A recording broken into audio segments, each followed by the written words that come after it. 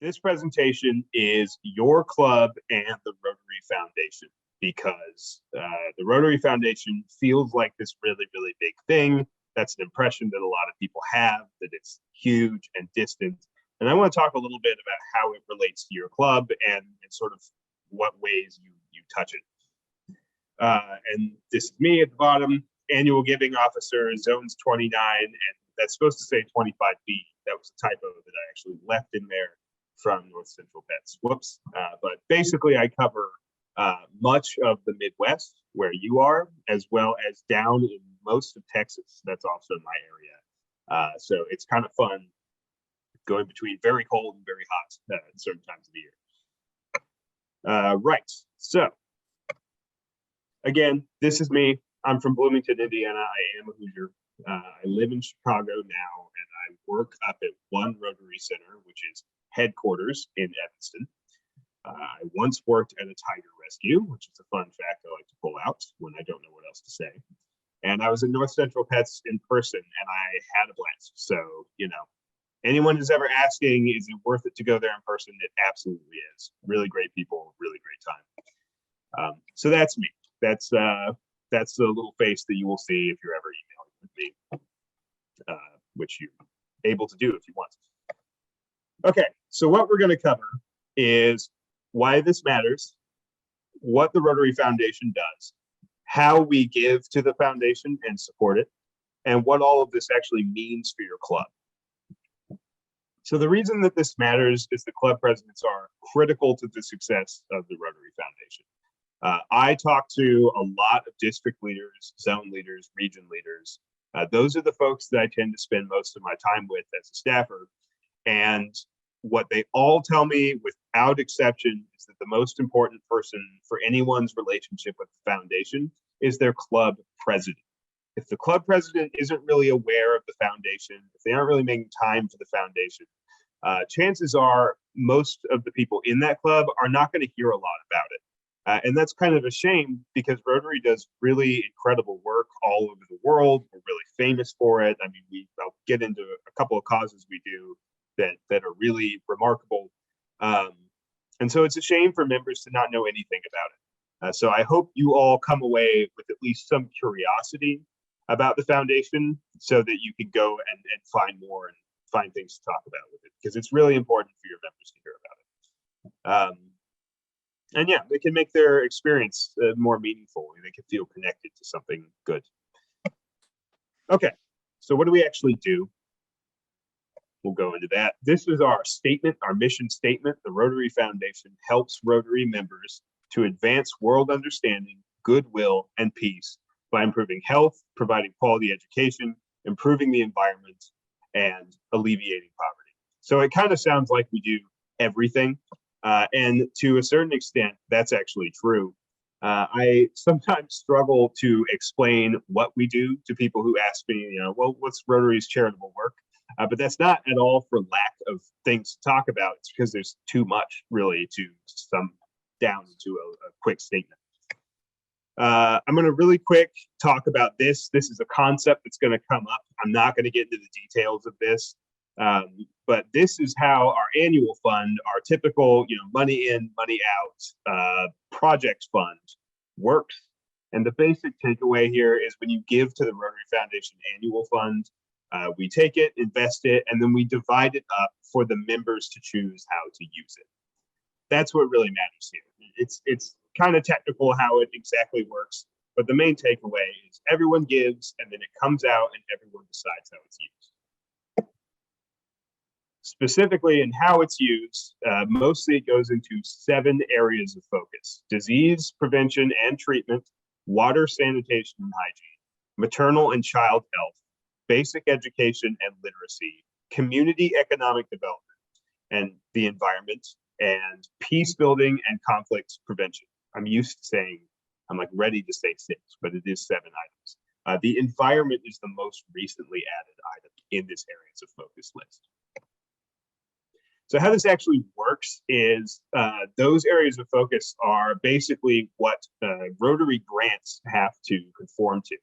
So basically your district, through that little funding model we saw earlier, receives district designated funds based on all its members giving 3 years ago, because that's how long we invest the money.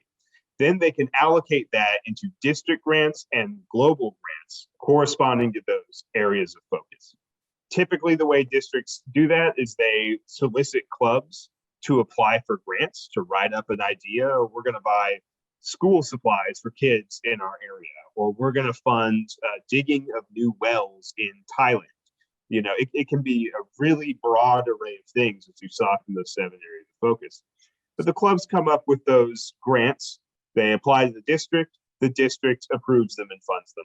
How exactly the district works that out, how much they allocate to each club and how they get the grants through is actually up to the district. So while I can't tell you right here how that's going to work for you, and that might be a little disappointing, it's a great opportunity to talk to your district leaders. And I will have a list of your district foundation leaders in particular at the end of this presentation. Okay, so that is all the annual fund and our areas of focus. You give to the annual fund, it comes back down, and then it's granted out based on what Rotarians want. But we're also working on a whole different thing at the same time, which is completely eliminating polio from the world. I have a map here which shows this, and this is like my favorite thing to put in any presentation. I'm not a polio person at the foundation, but I love to talk about this. 1988, you see most of the world had wild polio just dwelling in it in that year. You know, you would just have periodic cases there. In 2023 and now in 2024 as well, in case you're worried, that has been reduced down to just Afghanistan and Pakistan. We have shrunk it all the way down to where it's cornered in one particular part of the world, and we are actively working immunizing children against polio there as we speak. So that is a pretty incredible accomplishment. Rotary has had a huge part in it. I like to talk about this, especially in contrast to grants, because it is what you might call a centrally administered program of the foundation. The foundation is working on this on its own. It is using the funds that Rotarians give to the foundation to fight polio specifically. You are able to go give a gift to fund fighting polio. And even we have lots of documents about this. You can give $15 and that pays for one child to be vaccinated. It's as small as that. It is really very accessible to help with this effort. And I thought it was all just giving vaccines, just kind of going to where they live and giving vaccines. But there's a lot of education of folks on how to give the vaccines and also how to just maintain safe practices. Teaching local authorities how to keep these vaccine campaigns going, besides just us doing them, and monitoring the groundwater. That's actually how we know where polio is living wild, is we can see it in the sewage. It's a little gross, but we can see it in the sewage water, and we know if it's actually living in the country or not. And luckily, it's just been disappearing from country after country. And this has been a campaign of ours since 1978. So it has taken longer than we thought it would and more money than we thought it would. But it is a really, really huge effort, and we are really close to finishing it. So key takeaways here. The Rotary Foundation works on both big and small projects across the world. That I really want to emphasize, that, you know, the Rotary Foundation may seem big and inaccessible, but it really is. There is a part of Rotary that is fighting polio with what you give to help it fight polio, but there's a part of the Rotary Foundation that is just giving money to your district for local projects, or allowing your district to grant that money out to projects abroad. So Rotary can basically be as big or as small as you want it to be. I'm just going to check the chat really quick. Let's see. Yes, okay, we're just talking about polio. I just want to make sure people aren't saying like this guy's totally wrong, I can't hear him at all, I'm bored, anything like that. So, okay, looks great. And most of its work is directed in small chunks by members like you. Again, that's those grants, those district grants and these global grants. And it's very collaborative. Not a single grant gets off the ground without Rotarians writing that grant and doing the groundwork to make sure it's needed and it's being implemented effectively and how much money it needs and all that. I highly encourage people to get involved in that. So never think that it's this big distant thing. I've lost my, there we go. Okay, how do you actually support the Rotary Foundation? Fortunately, we make it fairly easy. There are some things with Rotary that are a little arcane, a little complicated. Giving and supporting the foundation is not one of those things. So main ways to give, we love to say you can automate your giving through Rotary Direct, so you can just have it charge a credit card. So, you know, if you want to give $5 a month or, you know, $1 a month, you're perfectly able to do that. You can donate online at rotary.org/donate. If I'm just like so inspiring to you that you want to support us right now, you can go do that one time. You can give a check to your club foundation chair while you're talking to them. You can mail your gift to us. You can give an honor of someone or a memory of someone. You can get your company to do corporate matching if that's something that they provide usually. And you can start a fundraiser on Raise for Rotary, which is like a online fundraising page. Not exactly like GoFundMe, but kind of like that. It goes to Rotary. So you could say like, I'm going to ride a bicycle 100 miles, you know, give me money or to support ending polio, and I'll do something like that, you know. Additionally, I like to include, we take gifts in stock, we take gifts from IRAs, we take bequest gifts in people's wills, and we take a lot of other things. I've seen gifts of agricultural produce, like the product of farms, raw. You know, we can do a lot. It depends on what the gift is, but if you are ever in doubt, ask. You know, if your club foundation chair doesn't know, then maybe they can get in touch with the district folks and they can tell you. And if they can't tell you, they know me, they'll ask me and I'll tell them. So really, any way that works for you to support the Rotary Foundation, we can make work. Okay. Now on to your club. So the best way to make the foundation sort of integrated with your club is to just talk about it. Again, a lot of people, if they don't hear about it from the president, they don't really engage with the foundation at all. So hearing about it from the president is the biggest deal. To make this easy, I always say don't work alone. You have a club foundation chair. So maybe you want to make 5 minutes or 10 minutes every club meeting to talk about the foundation a little. And if you don't have all the ideas, make your club foundation chair do it. Or, you know, divide up the work, you know, but delegate and don't take all this on yourself, because you may not like it as much if you're having to do all of it yourself, and then you may not give the foundation the time that you'd like to give it. Use your club's donors. When people donate to an organization, they feel a personal, close connection to that organization and or its cause. Apologies if you can hear the train. I live in Chicago near the train, so you can hear it sometimes. But your donors, if they're giving to the Rotary Foundation, they have a reason they do that. So if you don't know what to say during the 5 minutes you've allotted to talk about the foundation at your club, consider just asking one of your donors if they're willing to go up and talk about why they give, because they're a Rotarian like you, and they may have a reason that's appealing to you and your members, just because they're like you. And finally, again, I'll give you their names. I'm not going to give you their phone numbers, but I'll give you their names. Get in touch with your district foundation leaders. They are big Rotary Foundation boosters. They love it. They devote a lot of their time to it. And they will be more than happy to connect you with resources, maybe to come visit you, maybe to connect you with me so I can send you stuff. Talk to your district leaders if you're just totally out of ideas. They would be happy to work with you.